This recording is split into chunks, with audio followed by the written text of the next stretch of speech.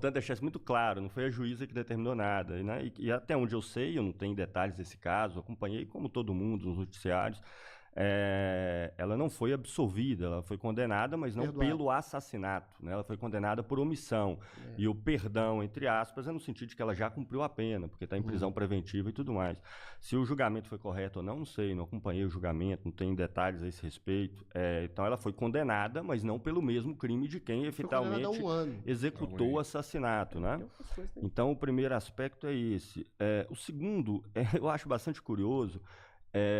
Eu tenho realmente dúvida se as pessoas que aderiram em massa a esses discursos do marxismo cultural e coisas do gênero, né, conhecem a escola pública brasileira, estudaram nela. Eu só estudei em escola pública a minha vida inteira, e no norte de Minas, Vale do Jequitinhonha e tudo mais. Eu só fui dar conta de que, por exemplo, o nome Marx existia lá para os 15, 16 anos da minha vida. São escolas onde nem pedagogia há, pedagogia é cumprir meta, porque é um monte de professor em jornadas gigantes, tendo que dar aula em 2, 3 escolas, com 40, 50 alunos por sala de aula, que nem com condições de dar uma prova você tem condições de dar. Né? Minha esposa também trabalha na área, por exemplo, a quantidade de turma que ela dava aula, se ela dava uma prova, era 600 provas para ela corrigir. Né? Então não há pedagogia nenhuma, não há nada. No interior da universidade, eu já dei esse exemplo várias vezes, né? Eu que sim pesquiso Marx, eu quase tive que sair de Belo Horizonte para encontrar um professor que aceitasse me orientar, né? Porque era Marx. Tá? E vários professores que me conheciam, gostavam de mim, falavam, não, você é um bom aluno, mas você vai ter que pesquisar outra coisa, né? E coisas do gênero. E as pessoas podem fazer análises empíricas por isso. E aí acaba com todos esses discursos. Pegam todos os centros de pesquisa que existem no Brasil, todas as áreas que são pesquisadas, pegam os cursos de história, de filosofia, de economia, de psicologia, de ciências sociais e etc. Todos eles têm centros nacionais de pesquisa, da filosofia Ampof, por exemplo. Vou dar um exemplo para vocês. Ampof tem 260, 270 GTs. Tem um de marxismo, dos 270, que é dos mais esvaziados. E esse é marxismo, tá?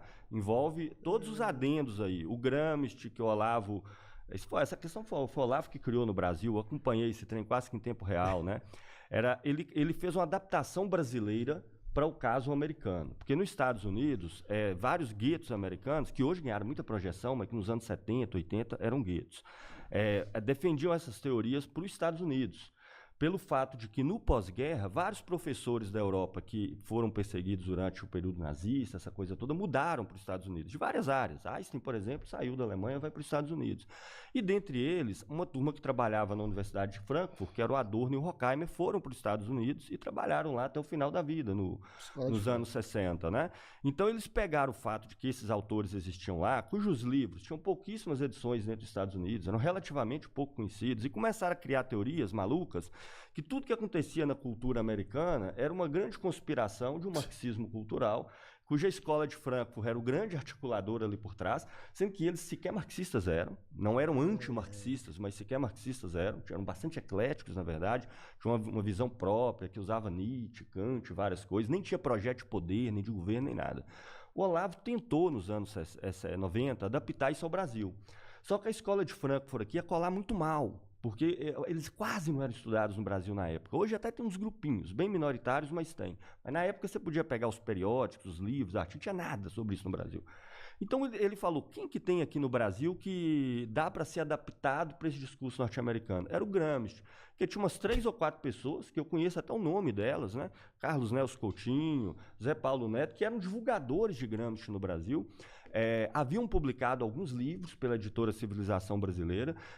Então ele utilizou isso, né? Se você conversasse com os petistas nos anos 80 sobre Gramsci, eles mal sabiam quem era, né? Foi aí que ele organizou essa teoria, publicou esse livro que se chama A Nova Era da Revolução Cultural no Brasil, o qual eu já li, inclusive. Assim, os erros desse livro, históricos, teóricos e tal, 3, 4 por parágrafo. Eu ia trazer aqui, inclusive, no debate do Alan dos Santos, que infelizmente, por razões aí desconhecidas, ele acabou não vindo, né?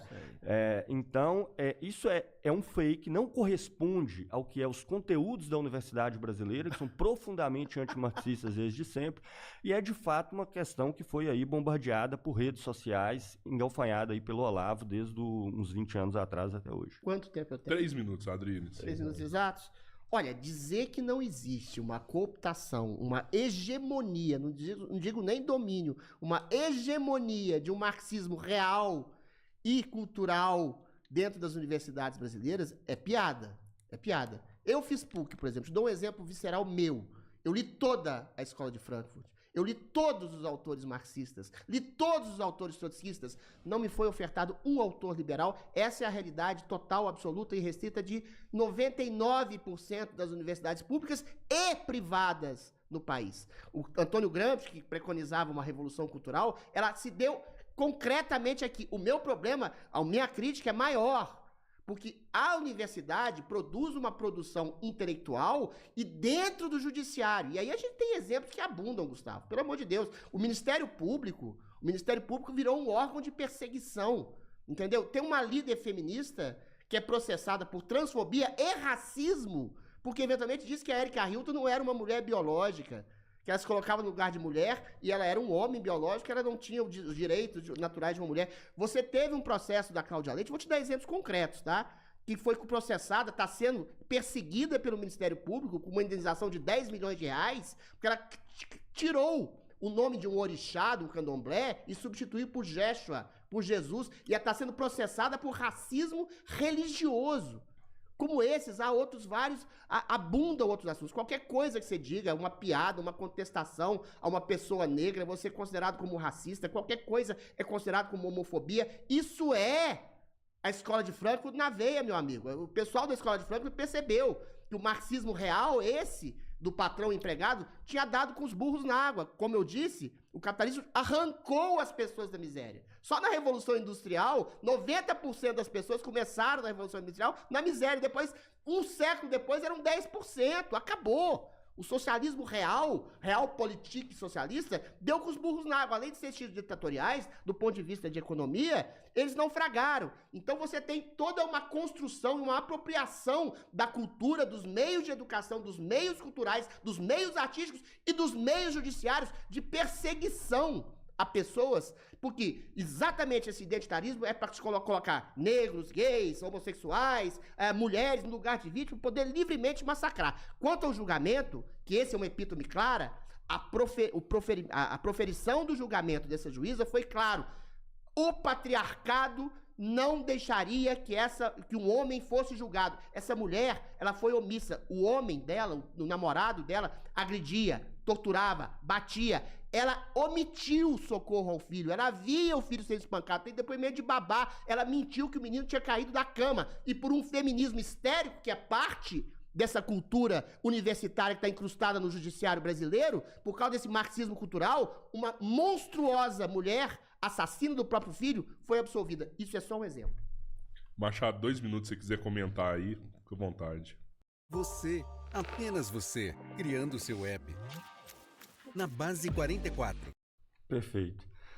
Não, depois eu até queria que você citasse quais autores trotskistas que você leu, porque eu não conheço nenhum que é estudado. Inclusive, Trotsky é tão pouco publicado que tem uma editora que as pessoas que fazem parte do partido que eu participo, que é bem pequeno, minoritário, fomenta para publicar livros de Trotsky, trotskismo, porque não... Você disse que leu todos os autores trotskistas, né?